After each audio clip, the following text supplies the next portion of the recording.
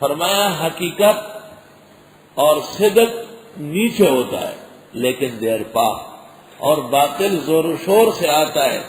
سمندر کے سیلاب یا بٹی کے اندر سونا و چاندی جب گرم ہوتی ہے اور اس کے اوپر جھاگ آتا ہے، وہی ہے کہ شور شرابہ اسی طرح باطل کا ہوتا ہے.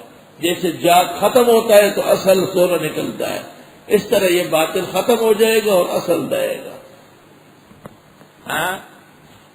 سلطان عبد المجید خان عبد الحمید خان کے والد، ان سے انگریز نے کہا تم مسلمان کیا کر سکتے ہو؟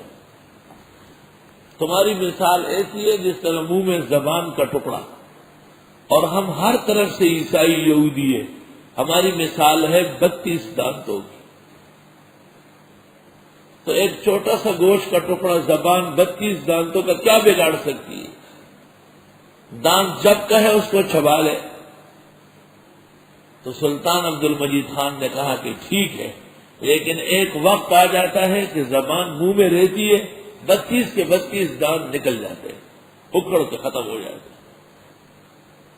وَمِمَّا يُوقِدُونَ عَلَيْهِ فِي النَّارِ ابْتِغَاءَ حِلْيَةٍ أَوْ مَتَاعٍ زَبَدٌ مِثْلُهُ كَذَلِكَ يَضْرِبُ اللَّهُ الْحَقَّ وَالْبَاطِلَ. اسی طرح بیان فرماتے اللہ حق و باطل. فَأَمَّا الزَّبَدُ، وہ جو جھاگ ہے، فَيَذْهَبُ جُفَانًا، پس ہو جائے گا خشک. وَأَمَّا مَا يَنفَعُ النَّاسَ، اور وہ جو لوگوں کو فائدے کی چیز ہے، فَيَمْكُثُ فِي الْأَرْضِ، وہی رہے گی زمین میں. كَذَلِكَ يَضْرِبُ اللَّهُ الْأَمْثَالَ، یوں بیان فرماتے اللہ مثالیں. یہ مثال اس لیے دی کہ کئی باطل کے شور شرابہ دیکھ کے آپ گھبرا نہ جائیں، کئی باطل کا ظاہری رنگ ڈھنگ دیکھ کے دھوکہ نہ کھائے، کئی حق کے سمجھنے میں ٹھوکر نہ کھائے. للذین استجابوا لربهم الحسنى، واسطے ان لوگوں کے جو اطاعت کرتے ہیں رب کی بہترین انجام ہے. والذین لم يستجیبوا له، اور وہ لوگ جو اطاعت نہیں کرتے اللہ کی. لو ان لهم ما فی الارض جميعا، اگر بے شک ان کے لیے ہو زمین کی ہر چیز، ومثلہ ما ہو اتنا اور، لافتدوا به، فدیہ دینا چاہے. اولئک لهم سوء الحساب، ان لوگوں کا برا حساب ہے. ومأواہم جہنم، ان کا ٹھکانہ دوزخ ہے. وبئس المہاد، ناکارا بچونا ہے. وَيُرْسِلُ الصَّوَاعِقَ، اور وہ اللہ بیچتا ہے آسمانی کڑک. صواعق صاعقہ کی جمع آسمانی کڑک کو کہتے ہیں. وہ بھی عجیب و غریب ہے. کہیں آدمی کے پورے کپڑے اتار دیتا ہے، کہیں چمڑا اتار دیتا ہے، اور کہیں دو آدمی اکٹھے بیٹھے آسمانی کڑک گر گیا، تندر جسے کہتے ہیں، ایک مر گیا دوسرے کو پتہ ہی نہیں چلا. وَيُصِيبُ بِهَا مَن يَشَاءُ، پس پہنچاتا ہے جس کو چاہے.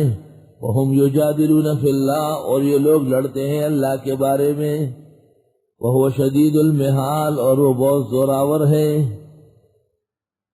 لَهُ دعوت الحق، اس اللہ کی طرف دعوت دینا برحق ہے.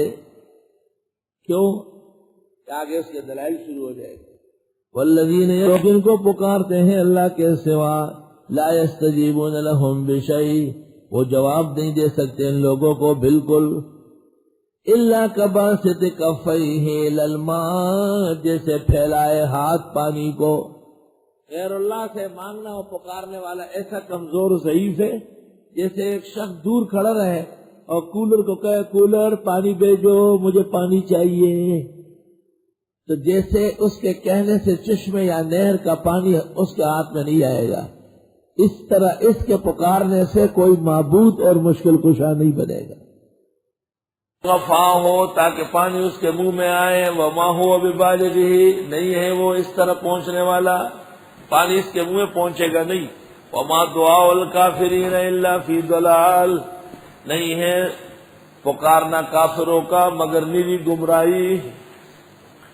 وَلِلَّهِ يَسْجُدُ مَنْ فِي السَّمَاوَاتِ وَالْأَرْضِ طَوْعًا وَكَرْهًا، اور اللہ کے لیے سجدہ کرتے ہیں ہر وہ جو آسمان و زمین میں ہے، خوشی سے یا ناخوشی سے.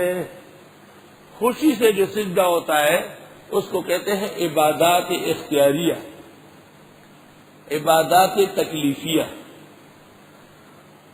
اور ناخوشی اور مجبوراً جو سجدہ ہوتا ہے اس کو کہتے ہیں طاعات اضطراریہ.